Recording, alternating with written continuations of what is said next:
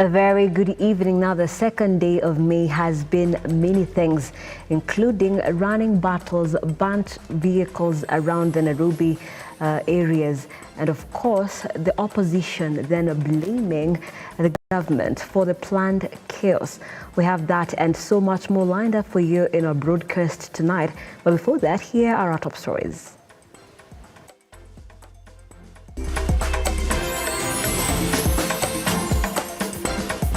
Tonight on Lookup News. This court cannot in its capacity give an order for anticipatory bail as there is no formal application to hold the suspects before this court. Controversial preacher Paul Mackenzie rearrested as Pastor Ezekiel detained for 2 more days. Azimio to resume protest again on Thursday after claims of security withdrawal. Former President Uhuru Kenyatta sent packing as Jubilee Party leader by the Ruto Jubilee faction. The accused person or the police officer who is involved in this case wanted Mr. William Mwangi Kimani to buy him beer. And when William declined, this officer created disturbance which caused to the officer shooting William. And a police officer sentenced to 30 years for killing businessmen in Limuru. Once more, welcome to the broadcast. The hashtag is Lookup News. I am Nancy Nelima, and our sign language interpreter for tonight is Josephine Ouko. Do stay with us, and remember you can catch this live broadcast across all our social media platforms at Lookuptv on Twitter, Lookuptv on Facebook, and Lookuptv on our YouTube channel. Let's begin. Preacher Paul Mackenzie was once again arrested earlier today after the Malindi Law Court, through Principal Magistrate Ivy Wasike, closed his case and set him free, saying that the court has no jurisdiction for hearing cases of terrorism allegations and demanding that the case be heard in the Shanzu Special Court. Elsewhere, Pastor Ezekiel Odero will spend 2 more nights in custody when his case will be heard on Thursday. The controversial preacher Paul Nthenge Mackenzie on Tuesday appeared at the Malindi court. The court, through Principal Magistrate Ivy Wasike, set Mackenzie free, stating that the Malindi court had no jurisdiction to handle cases of terrorism allegations. As regard this miscellaneous file is therefore closed, and in regard to these miscellaneous files, the suspects are at liberty unless they are again otherwise lawfully held. Shortly after his release, Mackenzie was rearrested by DCI officers and immediately taken to Shanzu Law Courts under tight police escort. As of today, the security heads have confirmed that 1 person has since been arrested while 2 female adults were rescued from the Shakahola forest as the operation intensifies. On the other hand, Shanzu Court in Mombasa has denied bail to Pastor Ezekiel Odero of New Life International Church, who is being investigated for the alleged involvement in the Shakahola massacre. Neighbors, friends are following up. So the investigator would like to reach these witnesses. Shanzu Law Court Senior Principal Magistrate Joe Amido granted the prosecution until Thursday to complete investigations. Audrey Cherotich, Lookuptv. Thank you, Audrey, for that story. Now to the politics of the day. Opposition leaders now say there is genuine threat on their lives after the national government withdrew security attached to them for participating in the second spell of demonstrations. The leaders claim top figures in President William Ruto's administration hatched a plan to harm them in a meeting held in Thika. And as reporter Henry Tender now files, the leaders say the meeting also discussed and planned 1 ton of destruction of property witnessed in various parts of the capital city. Take a look. The first day of a rerun of opposition coalition Azimio's demonstrations saw a play of wits between the government and the opposition. A heavy deployment of security by the state in the central business district and the surrounding suburbs was countered by a no-show from the opposition. Azimio team convoy only making a move around town without their supporters, as was witnessed in previous demonstrations. Later in the day, Azimio had a press briefing where they claimed their lives were in danger. Last night, Azimio leaders, including Prime Minister and our leader, the Right Honorable Raila Odinga, and former Vice President, Honorable Kalonzo Musyoka, had their security withdrawn. This is significant This is significant because those two offices are guaranteed security by an act of Parliament. It is not gratuitous. This is suspending the Constitution illegally, engaging in intimidation and blackmail. They are also setting stage for assassinations promised by Moses Kuria. In a bold statement, Azimio claimed top figures in President William Ruto's regime had a meeting apparently to discuss how to harm the opposition leaders for their persistent push on government to address their demands. By dawn, the Central Park where our members were meant to assemble had been taken over by hundreds of plain-clothed police, uniformed officers, marked and unmarked vehicles, and goons posing as police. This too was a product of the meeting in Thika. It was a pursuit of the prediction by Moses Kuria that in the course of these protests, Ali Harvey Oswald would emerge and assassinate Azimio leader, as was done with President J.F. Kennedy. Moreover, Azimio claimed Kenya Kwanza government is fanning ethnic animosity. Wakikuyu kutoka Mount Kenya, wao wako na shida pia gharama ya maisha. Watoto wao hawaendi shule kwa sababu hawana uwezo wa kulipa school fees. Gharama ya stima iko juu. Wao pia wanataka kuona sava inasema nini. Kwa hivyo nyinyi wa Kenya mnapowaona wao 4 na 5 wakiongea, msiweke Wakikuyu pale. Sisi Wakikuyu tumekubali kuishi na jamii zingine zote Kenya hii kwa sababu wao ni wa Kenya kama sisi, na ndio tulisema na wakakataa. Saidi wanajisemesha. We also wish to let Kenyans know that the new unga brands that they are retailing at slightly lower prices than the older familiar brands are GMO maize. A number of millers have declined to mill that maize and sell it to Kenyans as a matter of principle. During the day, there were cases of wanton destruction of property. Azimio says the government deliberately planned these destructions by engaging youth to do so. They have beaten up innocent citizens going about their normal activities, stoned motorists and burnt vehicles in a vain attempt to make or to fulfill the prophecies of Kenya Kwanza, claiming that our demonstrations are not peaceful. Leo kumetokea ghasia ambazo zimetokea, sisi wanaazimio hatukwenda kule. Huo halibugo umetokea ni wale vijana ambao walisanywa jana usiku. Despite such challenges, Azimio says demonstration will continue on Thursday as they remain adamant their demands must be met. Henry Tende, Lookup TV. Thank you, Henry Tende, for that. Now, police on Tuesday foiled an attempt by Azimio leaders to deliver a petition to President William Ruto at Harambee Avenue. The police fired tear gas as the Senate leader of the minority, Stewart Mazayo, and Nairobi Senator Edwin Sifuna led their counterparts.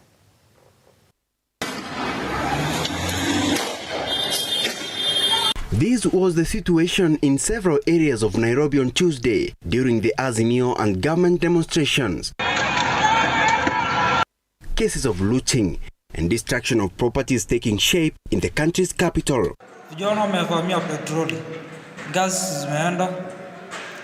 Two vehicles were set ablaze in different areas in Nairobi by a group of youth alleged to be protesters.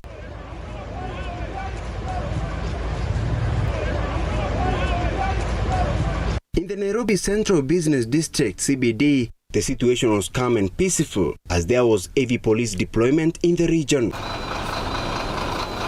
The situation at the Nairobi Central Business District remained calm and peaceful, heavy police deployment in the area. The Azimio allied members of parliament who were heading towards the office of the president to present their petition found themselves in a messy situation as the police officers lobbed tear gas to disband them.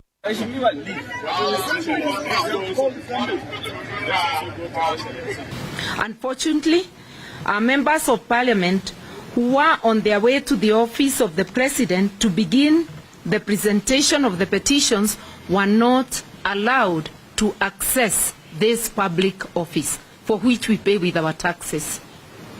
Despite being being peaceful and unarmed, they were met with tear gas and gunshots and other forms of brutality. Shadrack Kareria, Lookup TV. Let's now take a look at the protest in the Nyanza region as the planned Azimio anti-government demos commenced today. Kisumu County experienced low level of violence.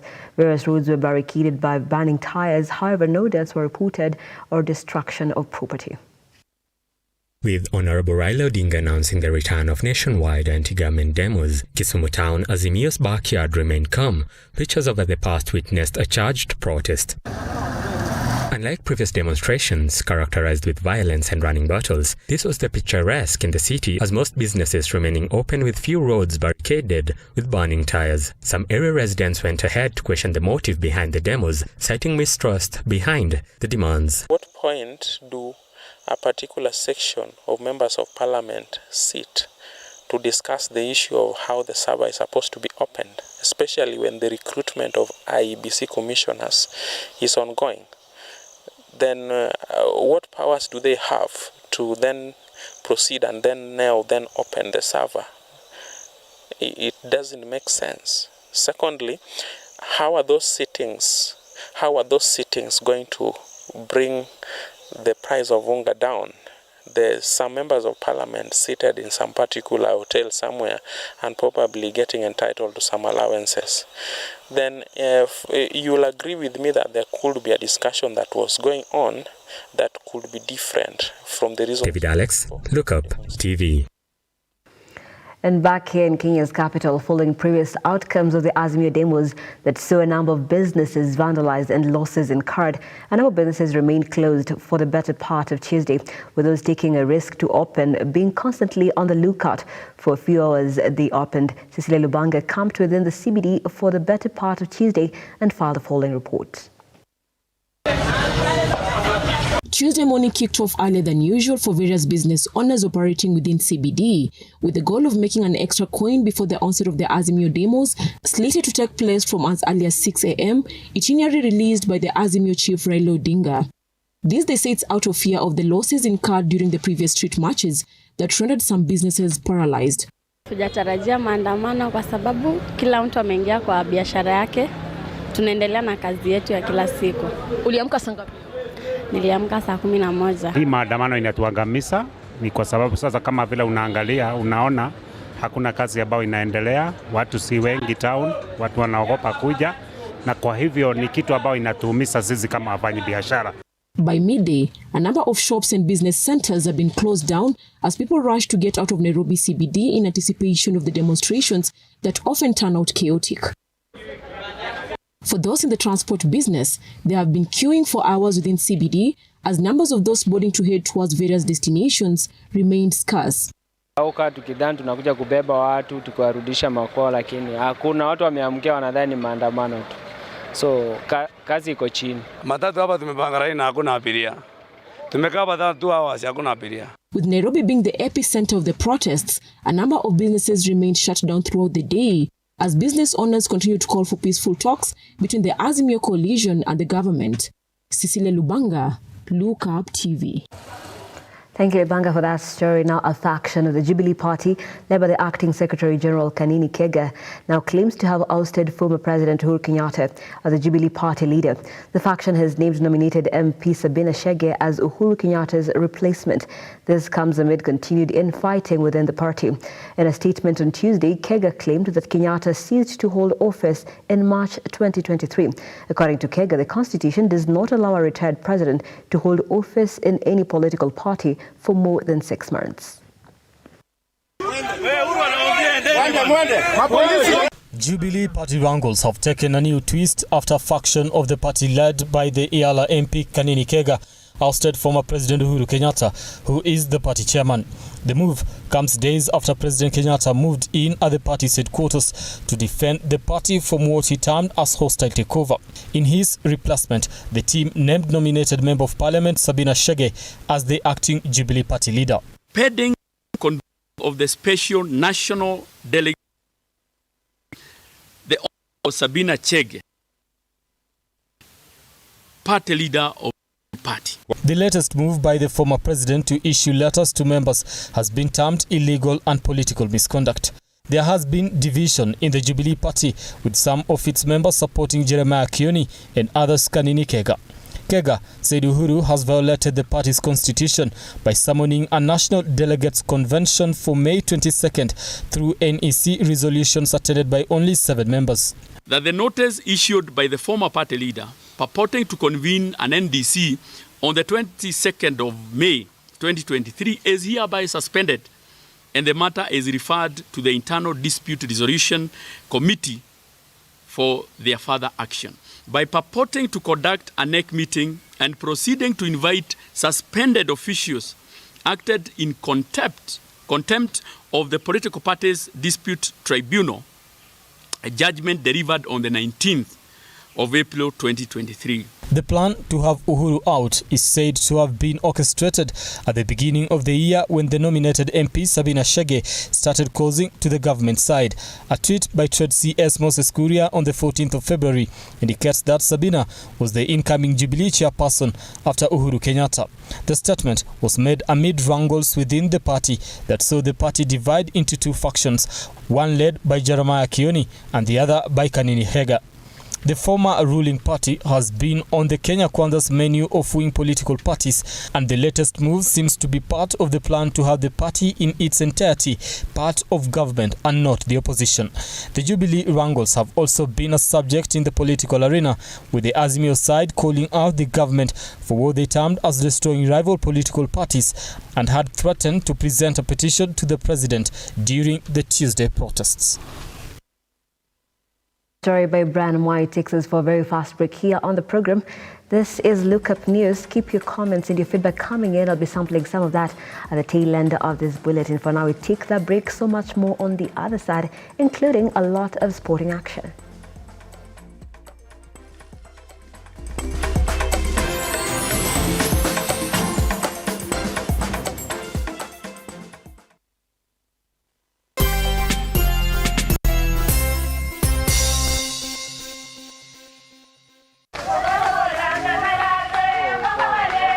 Assalamu alaikum. Siku ya leo tuko katika kaunti ya Kwale.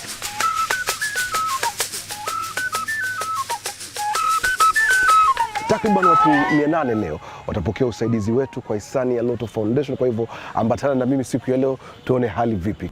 Iko mbaya sana baba. Iko mbaya hali. Iko mbaya. Njaa tu. Tunashukuru kwa grupu ya Tuliani Kayamba. Nashukuru kupata msaada kidogo, unaweza kunisaidia kidogo. Waizidi na imani hiyo. Asante sana kwa Lotto, manake imebadilisha maisha, imetugusia maisha yetu, na leo tunalala watu tofauti. Na mbona wanekasheni, nashukuru na Mungu akubarikieni.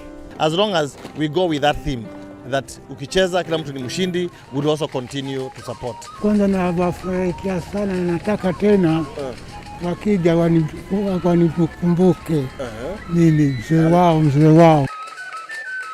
Thank you for your help. Together, we are changing lives.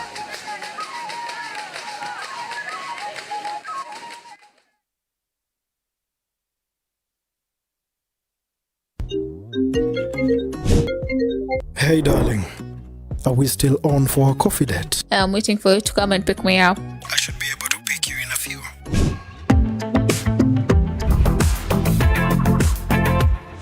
It's a coffee yogurt date? It's not just a yogurt. It's royal coffee yogurt.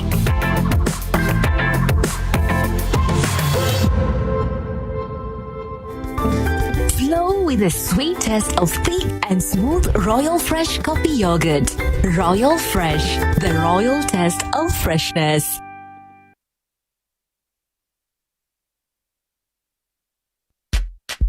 Sensei Institute of Technology is the home to the best practical courses, giving you a hands-on experience to handle the world. A place for you to join us, ensure you have your national ID card, and be ready to enjoy the ride. Sensei College, my skills, my future.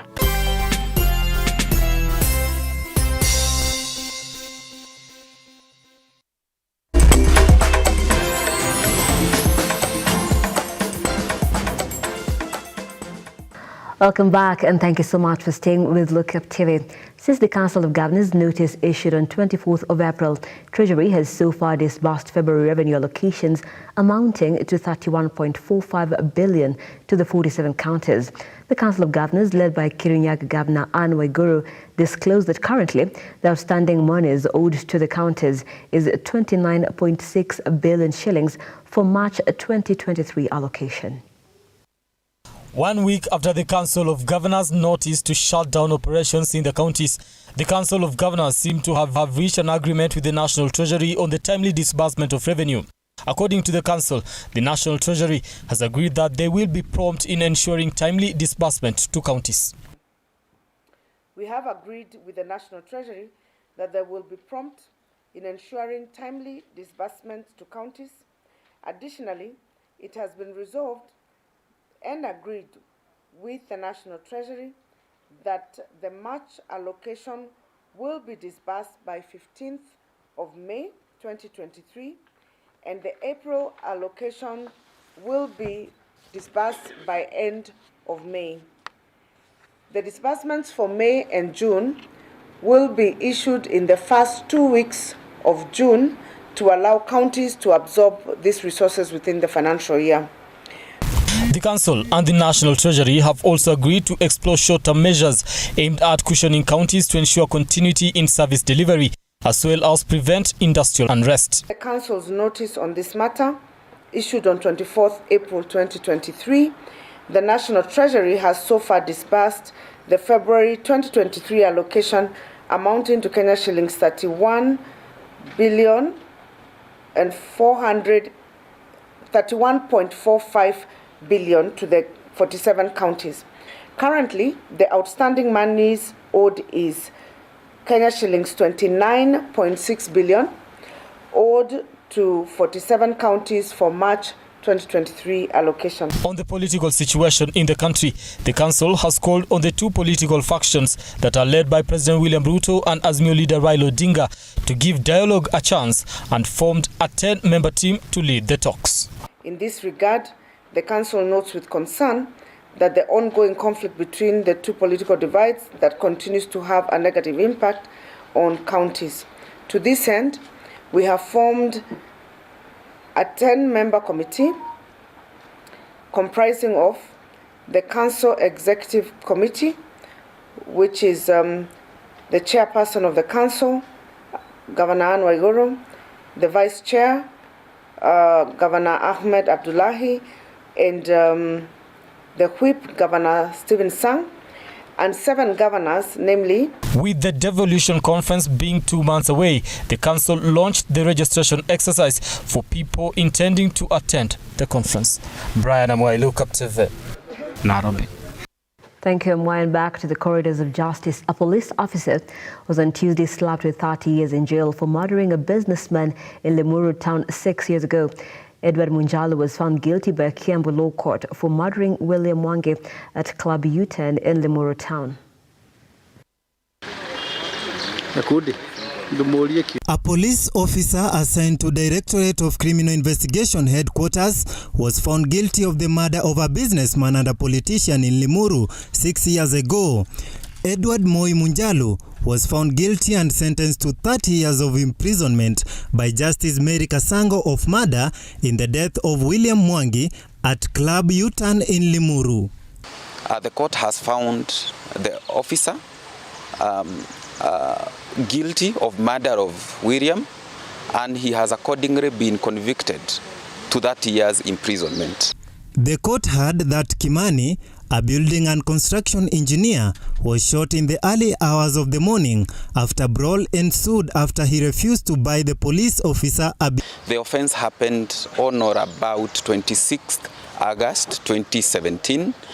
The accused person or the police officer who is involved in this case wanted Mr. William Mwangi Kimani to buy him beer.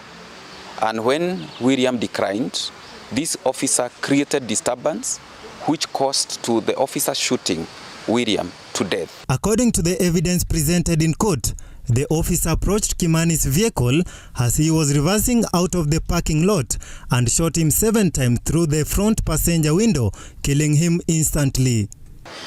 This case has taken a period of 6 years to conclude because the offense happened on or about 26th August 2017. 14 prosecution witnesses testified against Munjalu, among them the police officers who arrested him.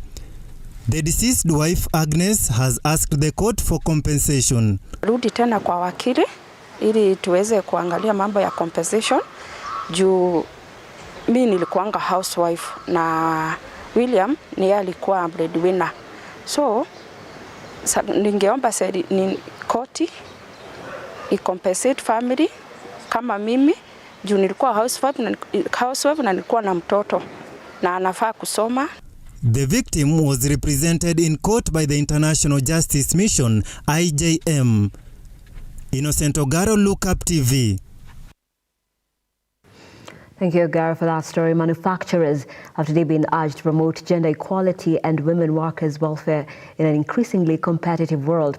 Speaking during the first ever Gender in Manufacturing Forum, hosted by Kenya Association of Manufacturers in partnership with IDH Kenya, Principal Secretary of the State Department of Labour and Social Protection, Geoffrey Kaituko, appreciated the importance of a skilled workforce in the manufacturing sector.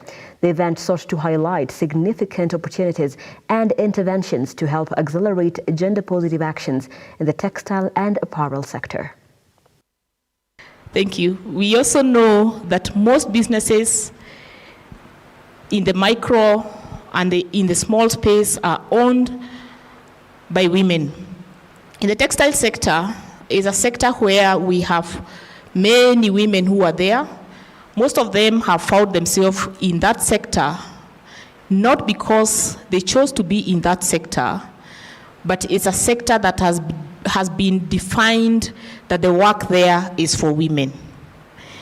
And it is defined for women because people will think that stitching clothes is a work of women. In our culture, naturally, that is what that comes in. We also were able to have a conversation with the president on 2 very important conventions that speak to the subject of today. Convention C-189 on decent work for domestic workers of 2011 and Convention C-190 of C-190 is elimination of violence and harassment in the place of work. I'm sure most of you are aware of it. Kenya is yet to ratify the 2 conventions. And out of our engagement with His Excellency the President, based on what employers and employees have been telling us, we've been successful in the sense that this process is going to begin in earnest of ratification of those 2 conventions, and that will be led by His Excellency the Deputy President, the Honorable Rigathi Gachagua, so that Kenya joins the nations of the world that have ratified Convention C-189 and Convention C-190.